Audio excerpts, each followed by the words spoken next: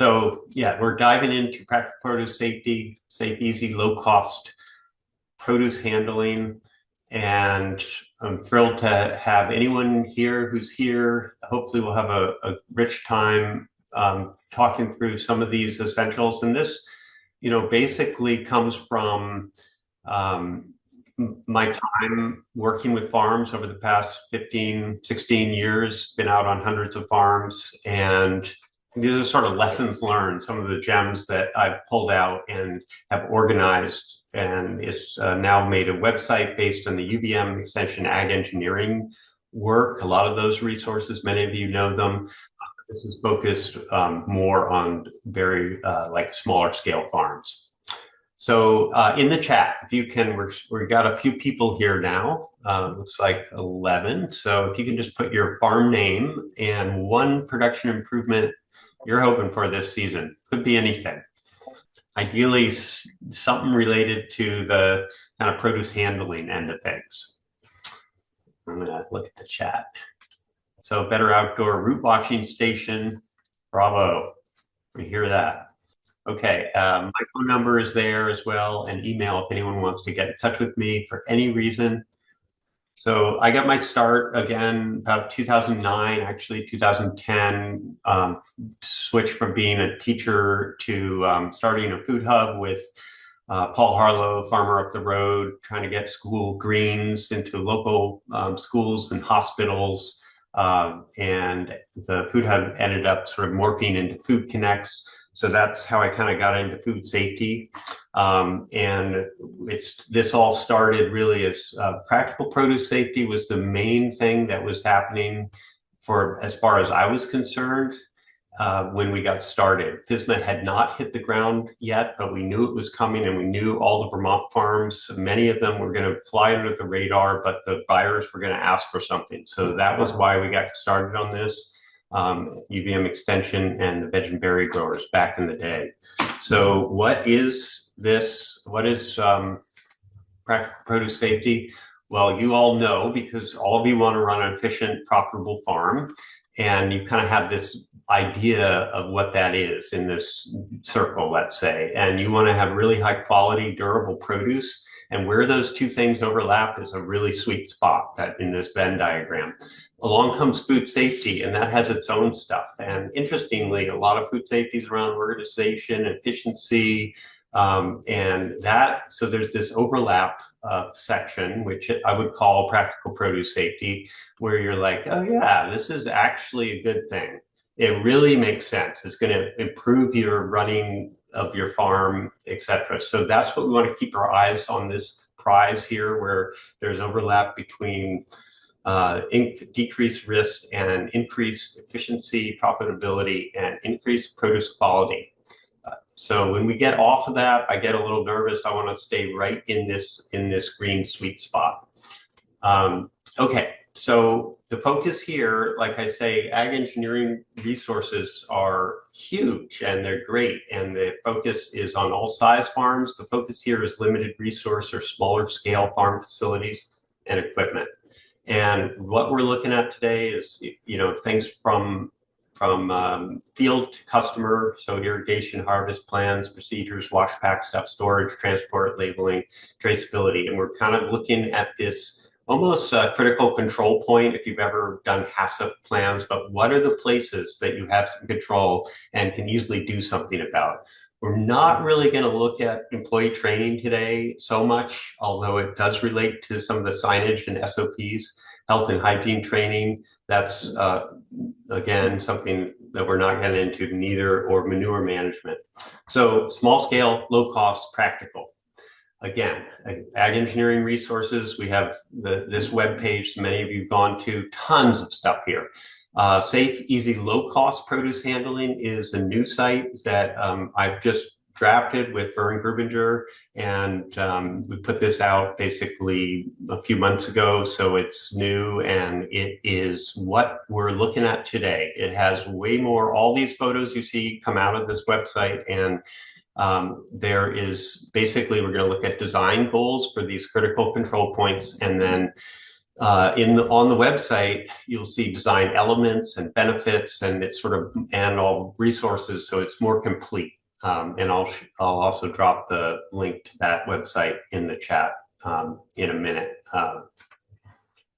So produce handling essentials, field to customer. So field, the way I like to think about this, and from farms is is looking through where produce is going, right from starting with the water irrigation, harvesting out in the field, hands that are touching harvest stuff, and then into wash pack, so cleaning plans, tools, the landing platforms, spray tables, spinners, and on to storage, and then transport.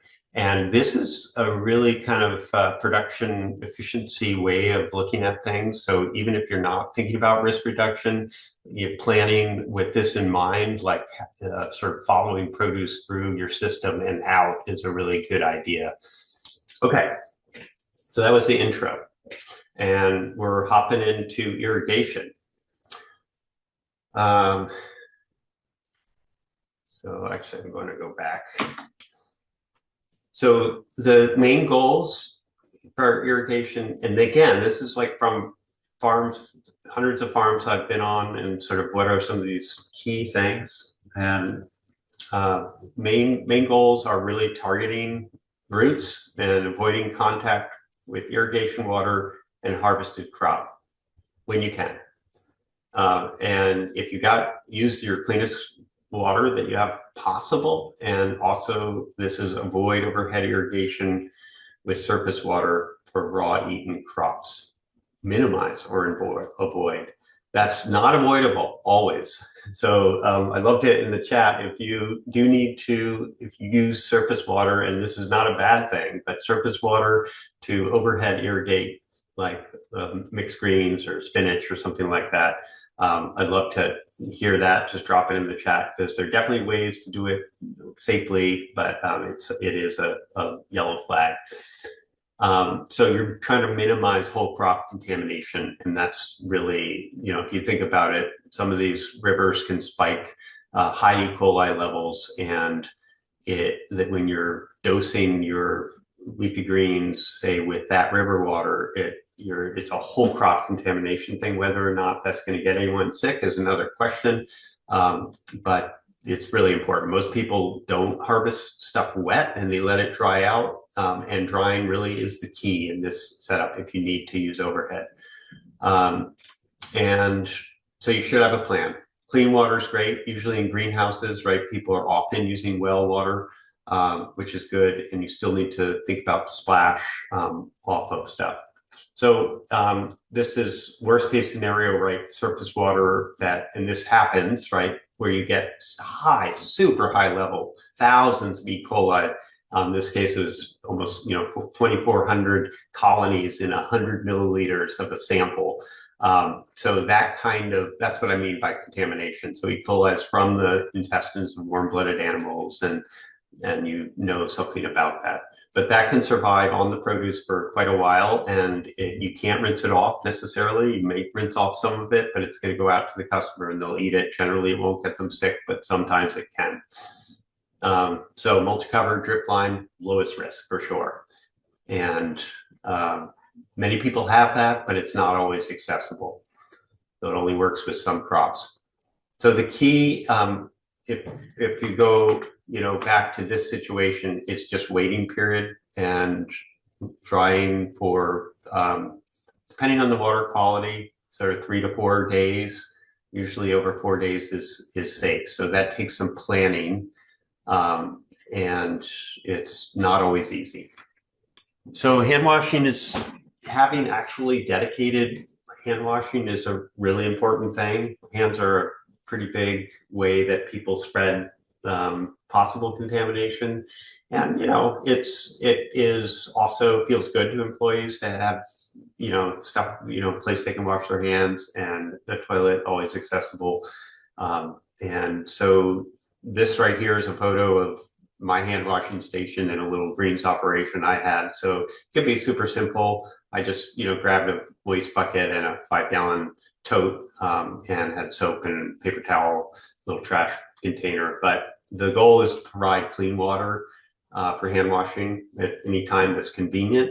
Self-contained, it's got all that stuff: soap, water, paper, etc., and safe gray water discharge, so you're not like the water from your hands isn't going on your feet or onto crops. Ideally, it's easy to clean and easy and super convenient to access. So out in the field, like even if you're within a quarter mile from a hand washing, it definitely is really helpful to have something right there. If you are thinking about a hand washing station, having a hands-free design is great. That makes it a lot easier, and it's also lower risk. And like this is one that's been time tested by a grower up in Maine. It's built 3 of these, been using them for 4 years. They're kind of rock solid. And this is one of the things, not with, it's a smaller setup, sort of simpler, but I'm going to do a few DIY builds of this setup here on farms. If you're looking for sort of a mobile hand washing station, just email me and we'll get on it. It's pretty easy. It costs maybe $30 to $50, depending on how fancy you want to make it. And it's customizable.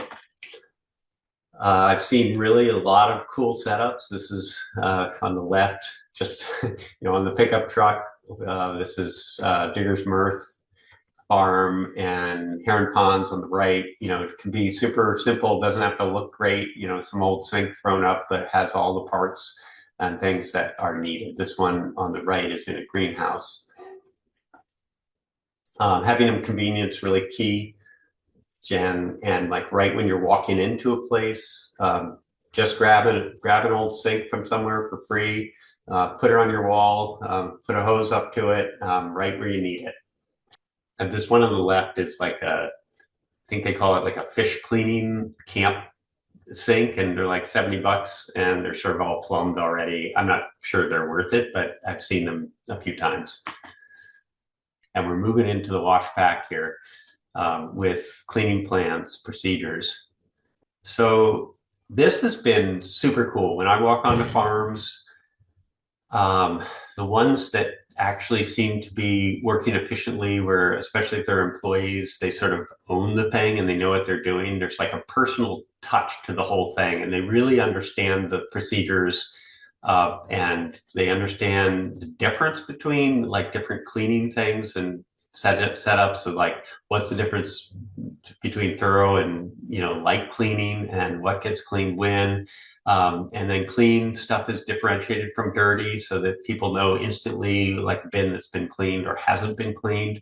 And higher risk produce generally has like a higher cleaning standard, and what is that? And then the risk contamination, really, of cross contamination is minimized.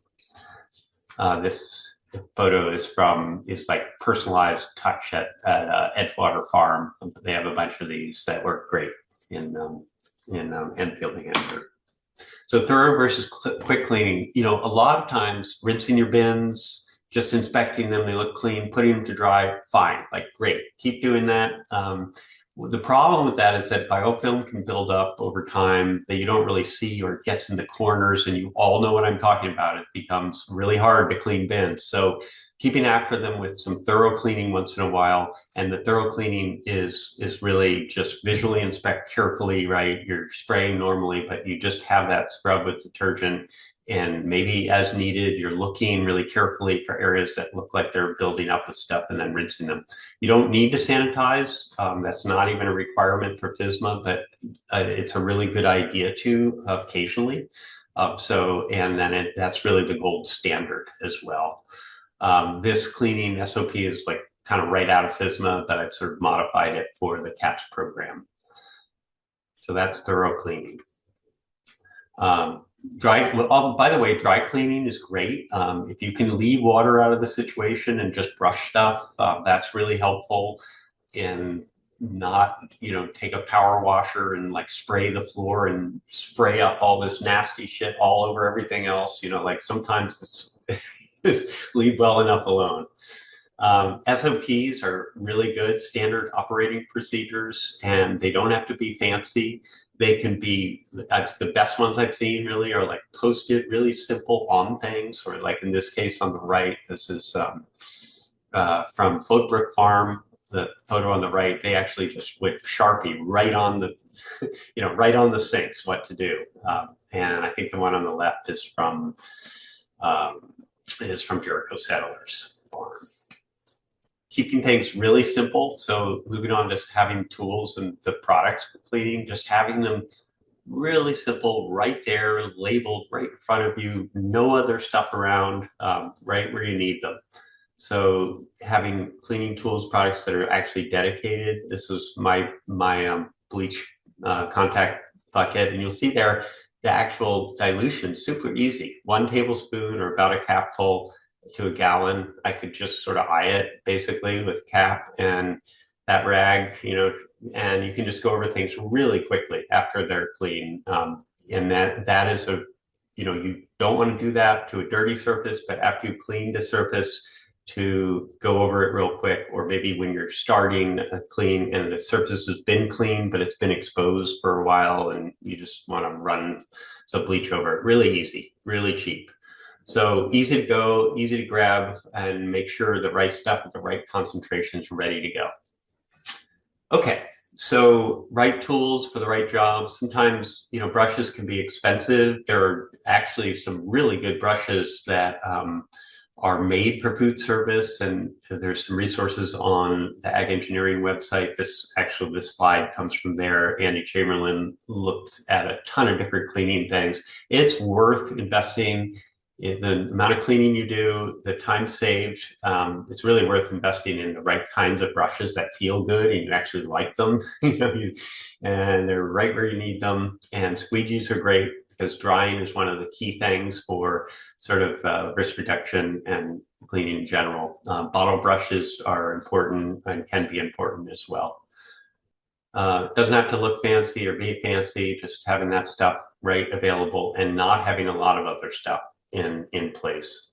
There's a certain example. The one on the right is Whit Acres Farm. This is their cleaning thing. This is all they got: some soap, dish soap, and bleach hanging out in some bulb crates, but it works, and there's a sign for what they need to do to remind them. Okay, so on from SOPs and cleaning tools to landing platforms. Here you're bringing stuff out of the field and you're into the wash pack, and where are you going to dump it? So having actual landing zones with space that are dedicated can be really important, and sometimes separating clean and dirty containers, making sure it's off the floor. And it's in flow, so right next to where you're going to be washing. If you have concrete or some smooth floor, definitely wheels are the way to go, for sure. You can move things around exactly where you need them. So even if you have a slightly rough surface, they have pneumatic wheels that aren't too expensive. So those are the ones you blow up like little ones, and they can sometimes for key things, that's really helpful.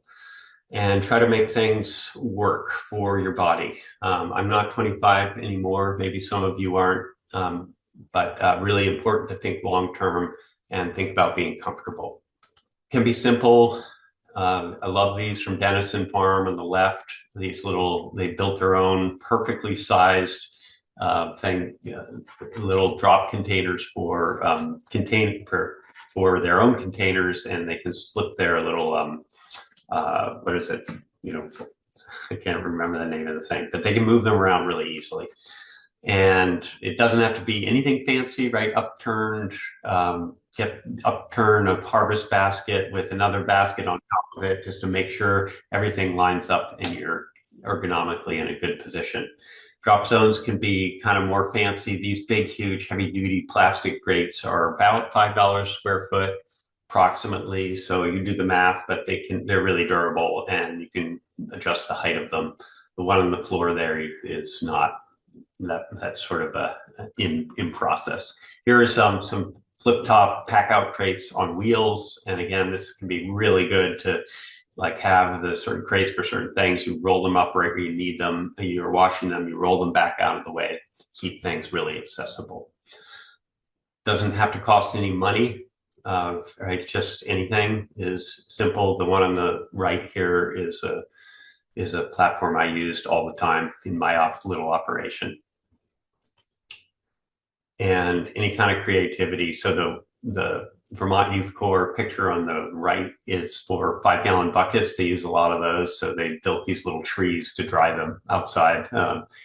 And the one, I guess this roller thing is not super creative, but it is a very versatile cart that is easily accessible. You can buy them for not too much money. Okay, containers in general. Probably one of the more important things to think about. Farm containers, container management. You use a lot of containers, and it's really important if you're thinking about efficiency, never mind risk reduction, to invest in the right kind of containers, ideally dedicated and durable. So the durability costs more, but it pays back actually over time. So if you can afford them, or little by little afford them, or apply for grants, go for it. And yeah, size is important too. So like using too big containers for winter squash or potatoes or something like that can really kill you over time. Easy to clean. I don't know about you, but we've done a lot of tests with bulk crates, and boy, they might be not too expensive and they're versatile, but they get dirty, they're impossible to clean, and they take up so much space. And so like, where are you going to put them? And so they got some limits if you can't like store them outside. Here's what I mean about dedicated stuff. This is Route 5 Farm. And this is their setup. They have a wash pack, which is right here in the middle, if you can see my cursor. And their harvest is to the right, and their harvest bins come up, they drop. Basically, the dunk tank marks a transition between sort of their dirty part of their wash tank and clean. And that side where that star is on the right is where the harvest bins are stored once they're clean. And they just make a loop there, whereas the pack out bins basically live and loop out at the other side of the wash pack. That kind of this is the kind of flow and separation that is actually super efficient and reduces risk. Here it is in action. This is the harvest side and all their bins, and they do a big CSA, so you may not have this many bins. You'll see there's some the blue stacking bins, which if they're upright or not washed, if they're down, they are washed. Those are over on the other side. You can sort of see them in the background. So if you can do something like that where you're separating, that's great. And again, this is another similar picture, just having things off the ground and on wheels. I will point you to the Ag Engineering website for looking at all these different kinds of bins. These buckthorns, or the yellow ones, are just unreal for how long they can last. Make sure they have steel spines, as opposed to plastic. And then the brute containers, which are the ones in the background, are like rock solid. They will last for so long. The only problem is the tops are a little hard to put on or off, but they're great for keeping things moist in coolers, and they're less expensive than the flip tops. But yeah, tons of different containers, and we got a lot of resources on them. These are the containers that I had. I just threw a photo of them in, and just to illustrate this protected storage. So, when they were clean at the end, this is like the perfect, everything. I got everything lined up, everything's cleaned away. But there's swallows that would come in and out of this barn, and definitely like some pooping and things going on. So covering, if you need to, is a really good idea. And having it dry and protected. So drying is also really helpful for risk reduction, and having protected space. You can have bins outside, you can store them outside. Just look above you and see if birds are perching up there, or it's like a fly zone between two different places. So just use common sense with that stuff. This is a really cool nesting design where that first bin was screwed into the wall, and this is at Flywheel Farm, their little farm up in Wolcott, or Calais, I think. Okay, moving on to spray hoses and spray nozzles. Here's another big thing. I don't know. I've had a lot of headaches with hoses, and probably other people have too. So I think the keys, these design goals, are really that they're drainable. All your systems are drainable for freezing. They're durable, food safe. So also like drinking safe hoses, sort of the higher quality ones made of rubber, really helpful. And I think all of us don't want to taste that nasty inner hose vinyl taste out of those cheaper hoses. So who knows what it actually is. Really key for efficiency and quality is right pressure and flow rates for whatever you're doing. So investing actually in some different things that work well, whether it's higher pressure or high flow, lowish pressure is really key for a lot of purposes for rinsing. And you don't want some too high pressure for cleaning either, because you don't want to spray things everywhere. And so hoses should be off the ground, right? Stored out of the way, and really easy to turn on and off. And then also think about if you have overhead hoses, the condensate and dripping onto other surfaces, pooling, dripping right onto produce. I've seen it all, believe me. When in doubt, build a manifold. Manifold is right where you just take some quarter turns and put them in line if you can, and put the right hoses on these setups. And it's really quick. This is what I mean. It's easy to turn these things on and off. They can be labeled, you know exactly where they are. That's great. The gun on the right, that blue gun, there is a spray down gun. Really, like, growers swear by them. They're expensive, probably 75, 80 bucks, but they'll last for a long time, and they're great for cleaning bins and rinsing dirt off of produce, that kind of thing. Hands-free, especially if you do a lot of spraying, I would experiment with that for sure in some fashion. Doesn't have to be fancy. On the left is Route 5 Farm, and that's a little $30 pedal. You can buy it online. You connect a hose to it, and it's basically just an on-off switch that you operate with your foot. The setup on the right was Gildrian Farm, who's not in business anymore. Jeremy, who just took a lamp arm from a free store or from someplace and hooked up his hose to it, and that worked pretty well too. There's another medium and low pressure, high flow, and these quarter turn. Everything quarter turn or just push button if you can is great. And I've used the quick connects, and they can be really good as well. A little bit, I've used them. Some people don't like them, but they're very efficient, that's for sure, if you have to change hoses. And then all sorts of off the ground options. Greenhouses are really important for a variety of reasons: efficiency, food safety, and also not like killing all the small plants, which I've done several times. So moving on to dunk tanks. So again, these are all the sort of critical points, and they're all on this website. They have design goals and then much more detail in the design elements. So this is all online, and then benefits and also resources. So that website, which I'll put up pretty soon here.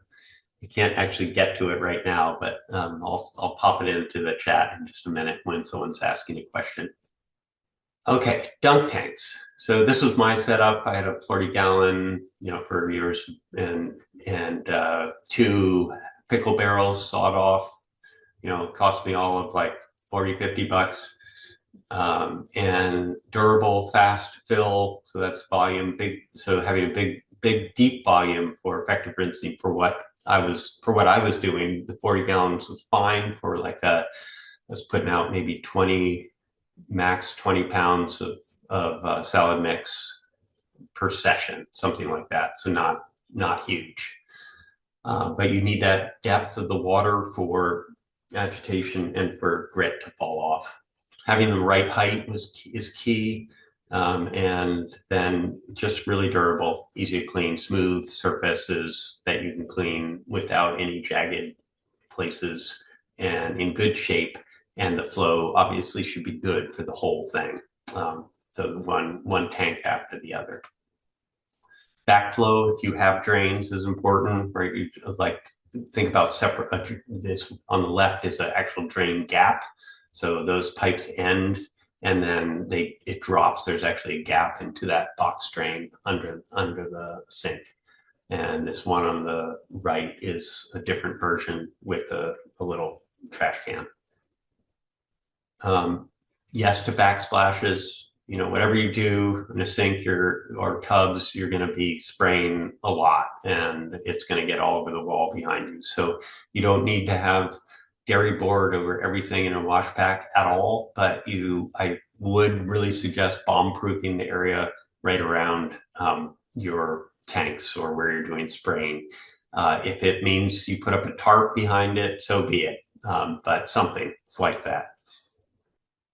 And ergonomics is great. This is Whitacres again. They have a trailer, and they're just doing field packing of salad, of head lettuce. And look at that straight back. So it doesn't need to be, again, super expensive, right? Like sometimes even tubs, like in good shape, if they're not all cracked and they're just in decent condition, can be really good. If you can pick them up for free, the 75-gallon bigger tanks, good quality ones, are going to run, probably over $100. Look at some of these where the yellow arrows are, these little modifications. Does anyone know what that's for? Those two things? They're like little anchor points, and there's a string around the bathtub. This, by the way, is okay. Well, if you're not, I don't see anything in the chat. If no one has a guess, but you're filling, and you can put that hose with high pressure to stick it in there to pin it down, so you can be doing other things while the tank is filling. So, what about the water in dunk tanks? It's pretty interesting, but water is, basically we use dunking and rinsing for quality, to increase quality, but it does not reduce the risk. And this is like a misnomer. Washing the produce in a dunk tank increases the produce safety risk.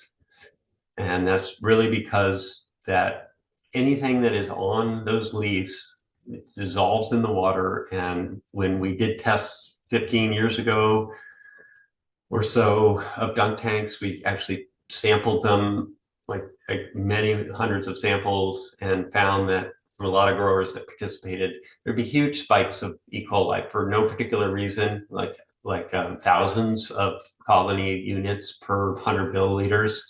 And so that's like some bird pooped on a piece of lettuce and it goes in there, you don't see it, and then you keep running all this produce through it. So if you think about that, it's like, that's not so great. So really what we're doing with dunk tank water is you're improving the quality of the produce, getting grit off, maybe putting some water in, maybe dropping the temperature. But you think about, you've got to manage that water in a way that it reduces the contamination risk or cross-contamination.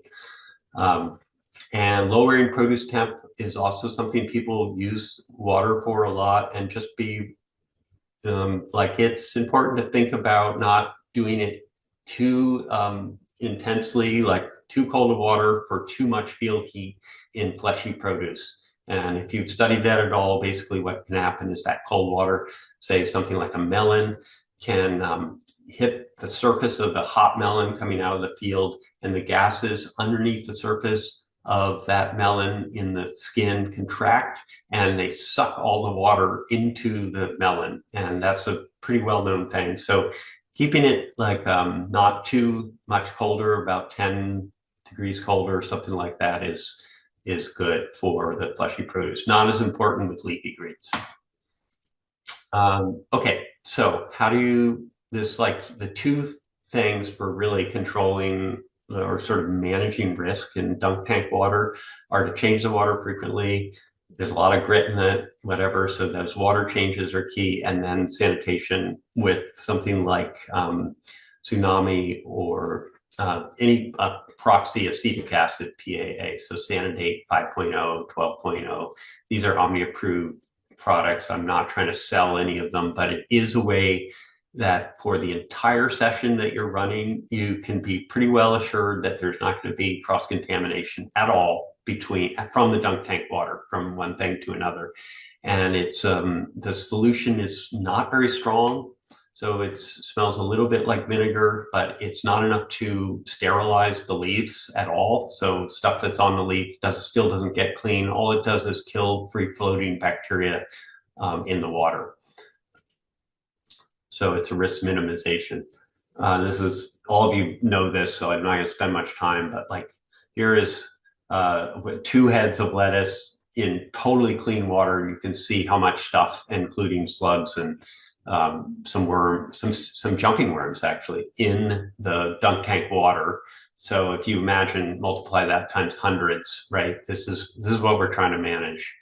Another way to do this is have multiple tanks in succession. And basically there's a tank dilution. If you go from the first dirty tank and you lift up and shake the produce off and then like put it in the other tank, you're moving some of that water from the dirty to the clean, but it's getting diluted quite a bit. So what we found doing all these tests is that there was about a 90% drop in E. coli between successive tanks.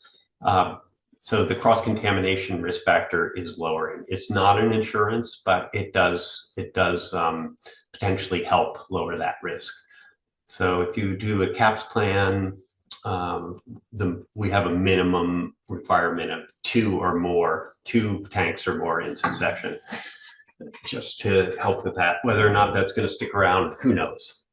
But the gold standard would be sanitation, some kind of sanitation in the dunk tank water, and then changing it pretty frequently.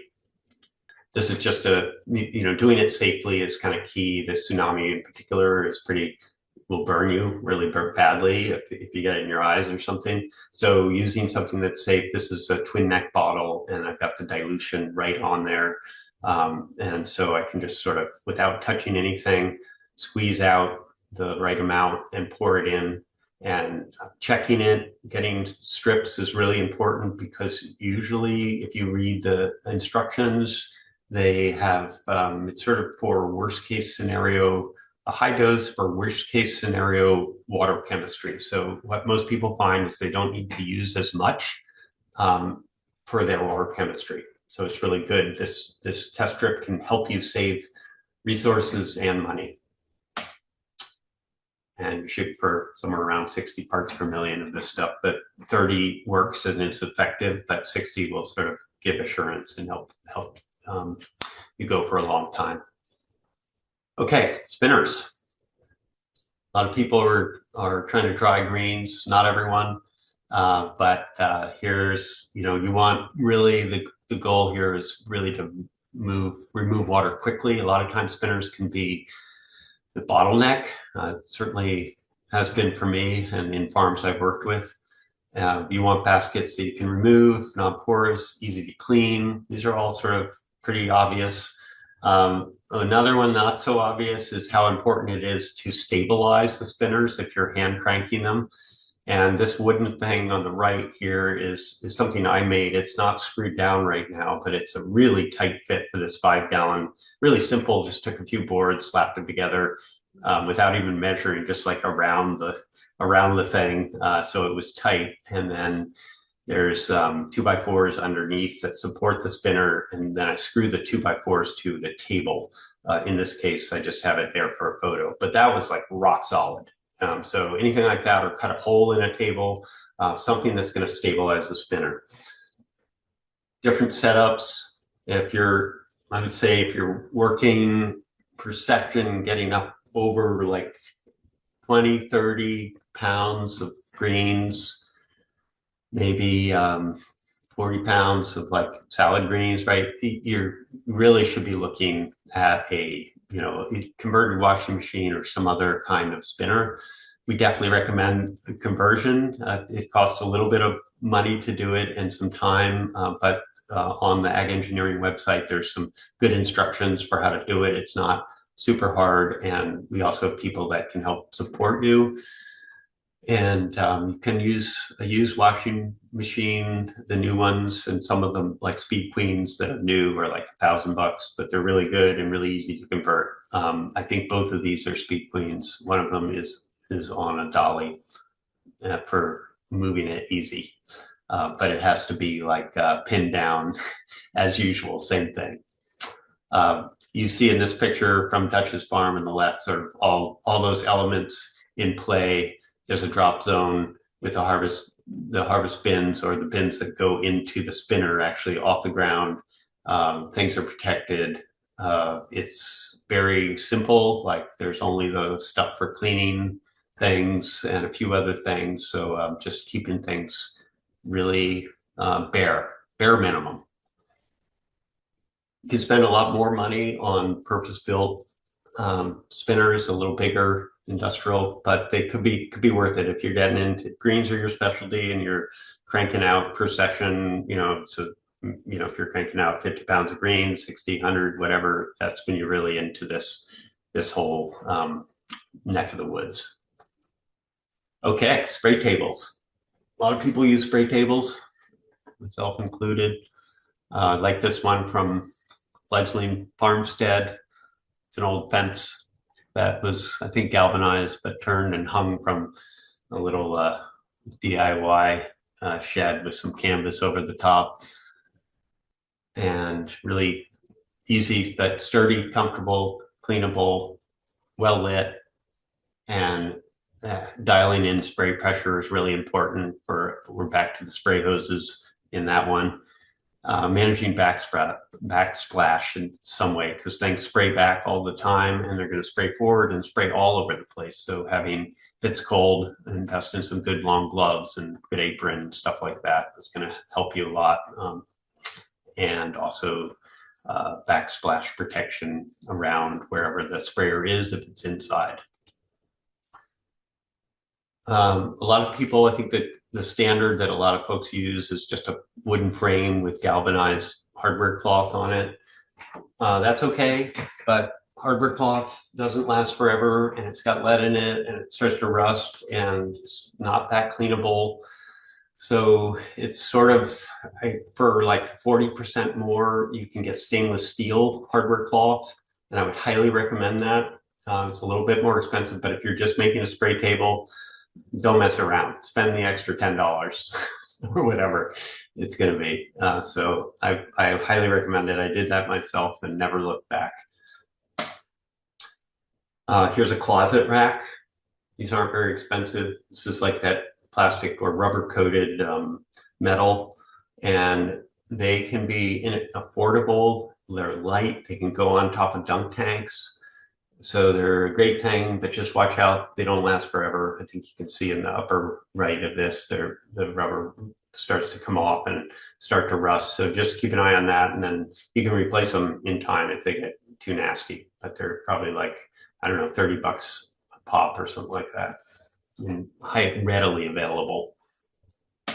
You see a lot of those ones we've seen so far, spray tables are outside, and that's great for backsplash control. And if you can keep them outside, that's wonderful. Just do it. This is another version. Again, you can buy this stuff online. It's like plastic shelving, $6 square foot, that kind of thing.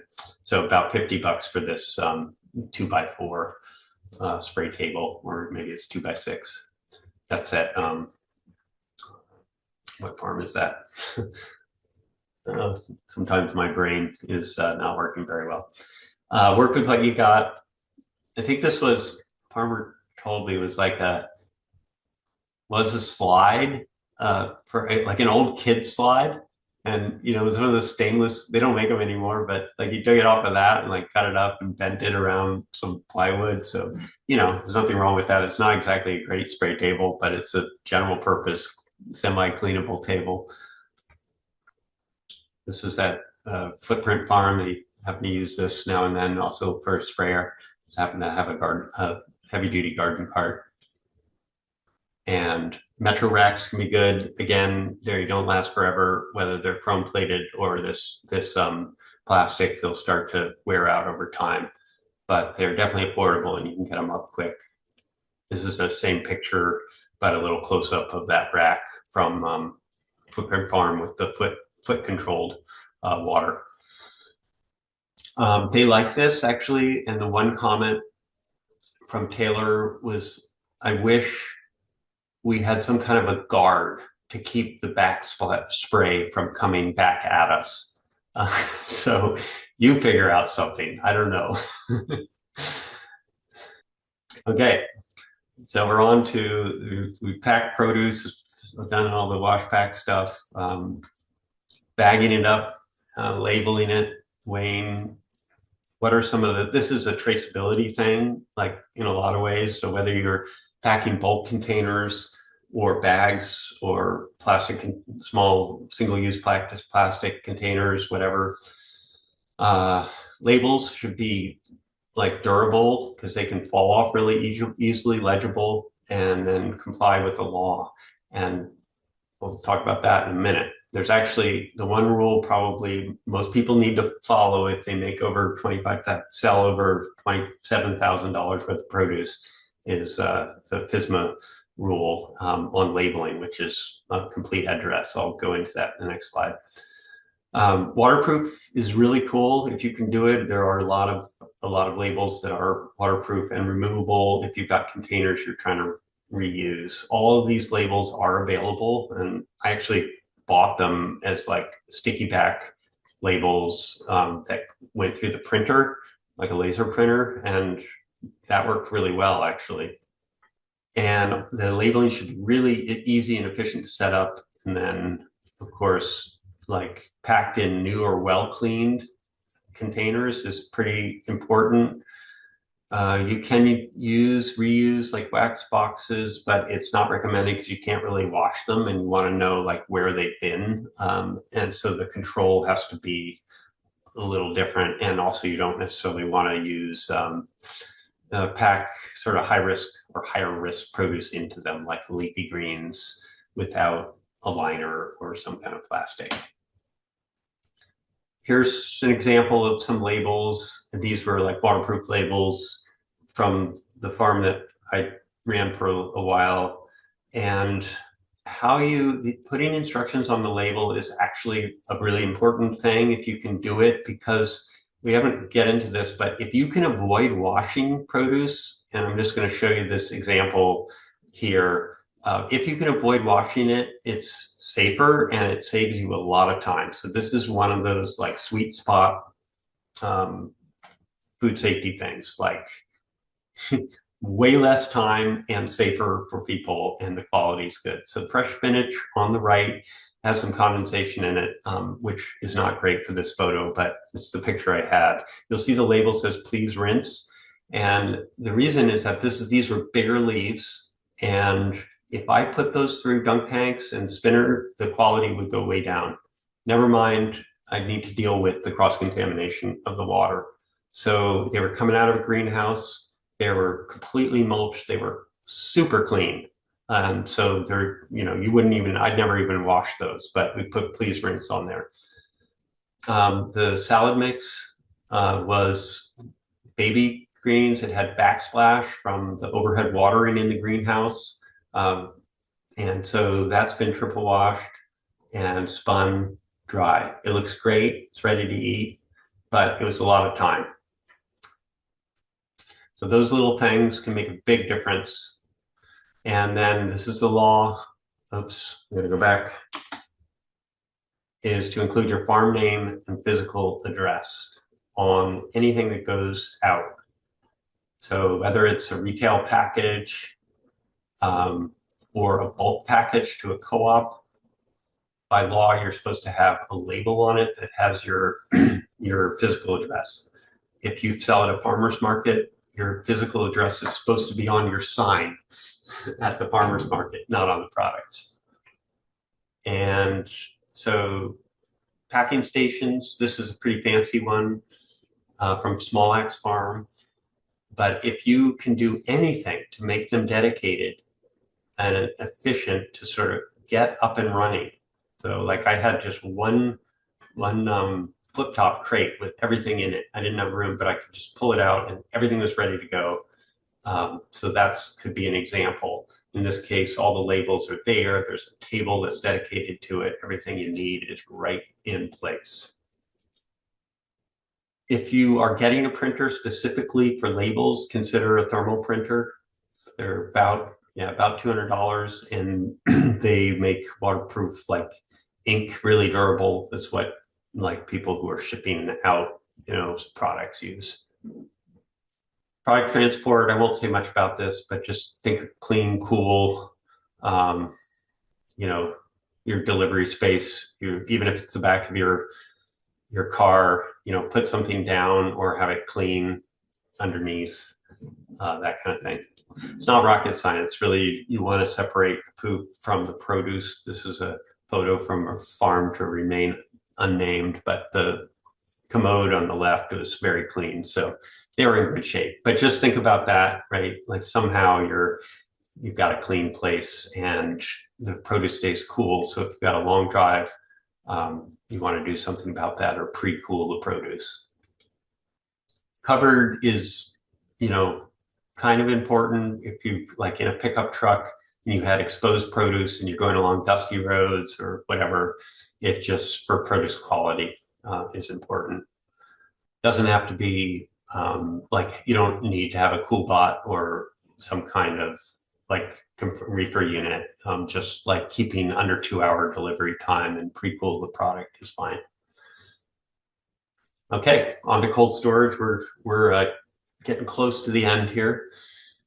So cold storage is pretty difficult to get to really nail for a lot of reasons. A lot of people pack coolers and they're not quite the right temperature. The air circulation isn't great.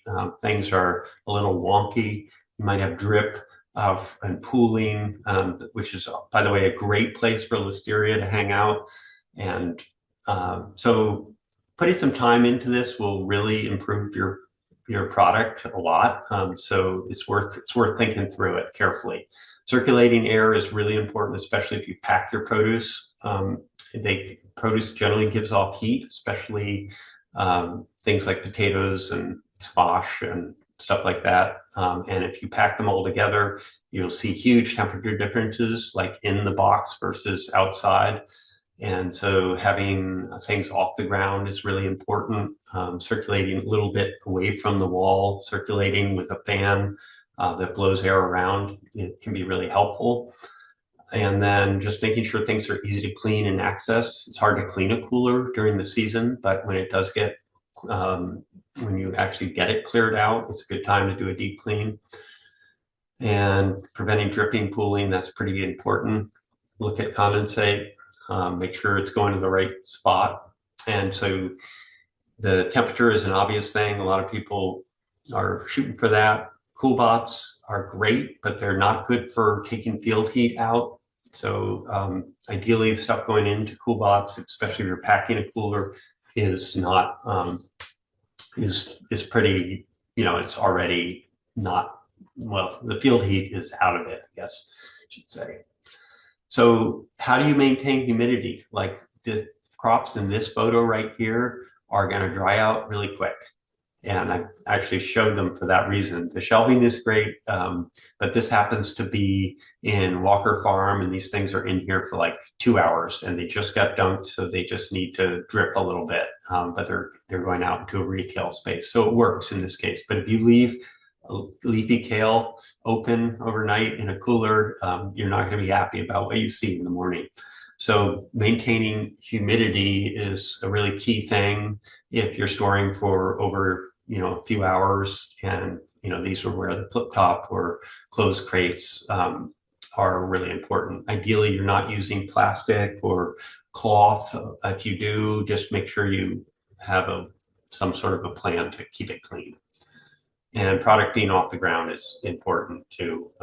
That's really easy to do too. And definitely customize pallets, cut them up, even if you have to. Don't have them sticking out in the aisle, that kind of thing. Rodent proof is key. Here's a cooler under construction at Johnson Farm, and something like this is rodent proof. because it's very well sealed around the sill, and then there's stones they can't dig under. And then no condensate. If you're doing a cool bot, make sure it's well angled to the outside so it drips and doesn't drip back in. And if you got a pan and evaporator, just drain that pan outside or into a bucket that you empty, but ideally it goes outside and not on the floor.